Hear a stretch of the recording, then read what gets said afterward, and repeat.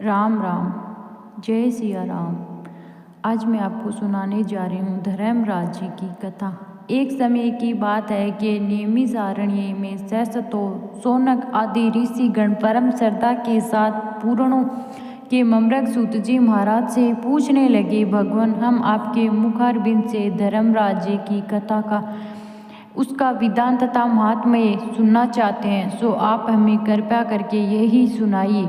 सूत जी बोले, हे ऋषियों, आप लोगों ने मुझसे मनुष्य की कल्याण कामना से मुझसे ये पूछा है, अतः आज मैं आप लोगों को धर्मराज की कथा सुनाता हूँ। सारे तीर्थ तथा व्रत करने से तथा नाना प्रकार का दान हो देने वाले मनुष्य भी जिनके उद्यापन को किए बिना सुख के भागी नहीं हो सकते हैं। धर्मराज जी की संकेत इस विषय में आप लोगों को इस लोक में सुख और आगे के सुरंग की प्राप्ति के लिए धर्मराज जी की श्रेष्ठ कथा कहूँगा। आप लोग विश्वास कर श्रावण करें। पूर्व काल की बात है। राजा ब्रभुवाग मोहदेवपुर में राज्य करता था। वह राजा बड़ा परमात्मा, दयालु तथा गो ब्राह्मण और भक्त पूजक था। उसके राज्य में हरिदास विष्णु सेवक बड़ा तपस्वी था तथा अनुसार उसकी पत्नी भी बड़ी सुशील और धर्मवती थी, जिसका नाम गुणवती था। हरिदास विष्णु सेवक बड़ा तपस्वी था तथा अनुसार उसकी पत्नी श्री भगवान की भक्त और पतिव्रता थी। उसने प्राय सभी प्रसिद्ध देवताओं के व्रत किए, परंतु धर्मराज जी की यानी धर्मराज नाम के प्रभु की सेवा कभी नहीं की। वह गणेश के, चंद्रमा के, हरतालिका आदि देवियों के, राम कृष्ण जन्म, जन्माष्टमी, महाशिवरात्रि आदि शिव जी के सभी व्रत किया करती थी। बड़ी श्रद्धा से एकादशी का व्रत करती हुई यथा शक्ति दान भी करती थी रहती थी और अतिथि सेवा से कभी विमुख नहीं हो रही। इस प्रकार धर्मपराय ये व्रत अवस्था में मृत्यु को प्राप्त हुई तो धर्मचरण के प्रभाव से यमदूत उसे आदरपूर्वक धर्मराज के पुर को ले गए। दक्षिण दिशा में पृथ्वी से के कुछ ऊपरी अंतरिक्ष में धर्मराज का बड़ा भारी कारोबार है जी की पापी लोगों को भयंकर। धर्मराज का पुर 1000 योजक है। वह चौकोर है तथा उसके 4 द्वार है तथा वहाँ नाना प्रकार के रत्नों से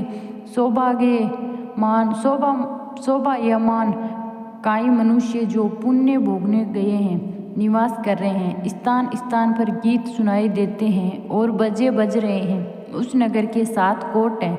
उसके बीच में महासुंदर धर्मराज जी का मंदिर है। वह रत्नों से बना हुआ है और अग्नि, बिजली, बाल सूर्य के समान चमक रहा है। उसके दरवाजे की पेड़ियाँ स्फटिक मंडी की तरह हीरों की कड़ियों से आंगन चमक रहा है। उसके मध्य में अनुपम सुंदर सिंहासन पर धर्मराज भगवान विराजमान है। उनके पास चित्रगुप्त जी का स्थान है, जो कि मृत प्राणियों के पाप का लेखा भगवान धर्मराज को सुनाया करते हैं। यमराज के दूत गुणवती को बहा ले गए। उनको देख कर वह भयभीत होकर कांपने लगी, नीचे मुख किए खड़ी गई। चित्रगुप्त जी ने उनके पूर्व जन्म के किए हुए पाप पुण्य का लेखा जोखा पढ़कर सुनाया। धर्मराज जी उस गुणवती की हरिहर आदि सब देवों में तथा अपने पति में भक्ति देखकर प्रसन्न हुए, पर कुछ उदासी भी उनके मुखमंडल पर झलकती हुई गुणवती को दिखाई दी। धर्मराज जी को उदास देखकर गुणवती ने निवेदन किया कि हे प्रभु, मेरी समझ में कोई दुष्ट कर्तव्य नहीं किया, फिर भी आप उदास क्यों हैं? इसका कारण बताइए। धर्मराज जी ने कहा, हे देवी, तुमने व्रत आदि से सब देवों को संतुष्ट किया है, परंतु मेरे नाम से तुमने कुछ भी दान पुण्य नहीं किया। यह सुनकर गुणवती ने कहा, हे भगवान, मेरा अपराध क्षमा करें। मैं आपकी उपासना नहीं जानती थी। अब आप ही कृपया करके उपाय बताइए जिससे मनुष्य आपके प्रति के पात्र बन सके। यदि मैं आपकी भक्ति मार्ग को आपके मुख से श्रवण कर वापस मृत्युलोक में जा सकूं तो आपको संतुष्ट करने का उपाय करूंगी। धर्मराज जी ने कहा, सूर्य भगवान के उत्तरायण में जाते ही जो महापुण्यवती मकर संक्रांति आती है उस दिन से मेरी पूजा शुरू करनी चाहिए। इस प्रकार साल भर मेरी कथा सुने और मेरी पूजा करे, इसमें कभी नांगा नहीं करे और आपातकाल आने पर भी मेरे धर्म के इन 10 अंगों का पालन करता रहे। घृत तथा यथा लाभ, संतोष, क्षमा, नियम द्वारा मन को वश में करना, किसी की वस्तु को नहीं चुराना, मन से पर स्त्रियों या पुरुषों से बचना यानी मन की शुद्धि और शारीरिक शुद्धि, इंद्रियों के वश में रहना, बुद्धि की पवित्रता यानी मन में बुरे विचार न आने देना, शास्त्र विद्या का स्वाध्याय यानी पाठ पूजा कथा श्रवण तथा व्रत रखना और तथा अनुसार दान पुण्य करना, सत्य बोलना, सत्यता का ही व्यवहार और क्रोध ना करना, और ये 10 धर्म के लक्षण है। और मेरी इस कथा को नियम से सदा सुनता रहे, पढ़ता रहे और यथाशक्ति दान पुण्य तथा परोपकार करता रहे।